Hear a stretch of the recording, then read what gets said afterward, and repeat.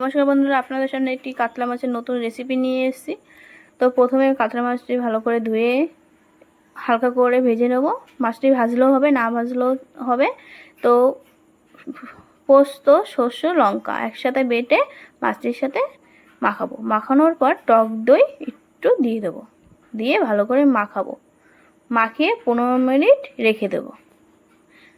রেখে দেওয়ার পর কড়াইতে দেব গোটা কালো জিরে ফোড়ন। তারপর আস্তে করে মাছটা ঢেলে দেব।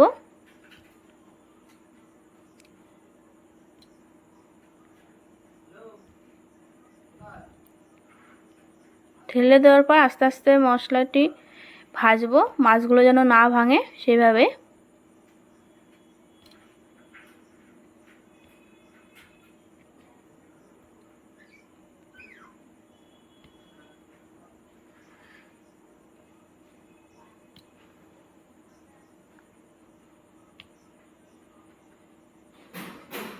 তারপর মাছটির মধ্যে হালকা করে জল দিয়ে দেবো।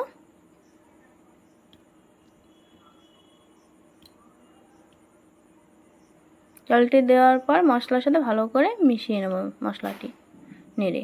তারপর ফুটে উঠবে যখন, নামানোর আগে একটু টক দই একটু নেড়ে দেবো।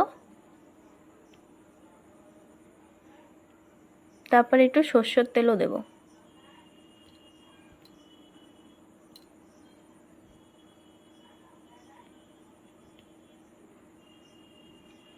নাড়বো একটু।